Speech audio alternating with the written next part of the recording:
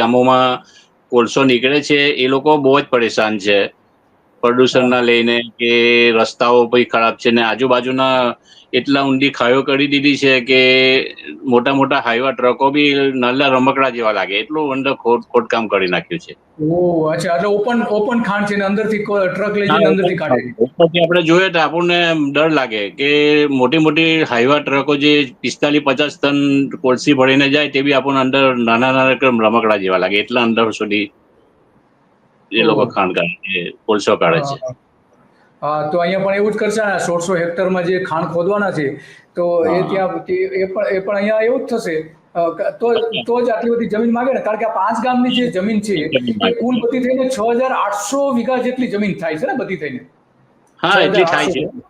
હા, એટલી થાય છે. તો અહીંયા કોલસો જે નીકળવાનો છે એ કેટલો કોલસો નીકળશે, શું ક્ષમતા છે એની? એ હવે આપણને તો બહુ એનો અંદાજ નથી.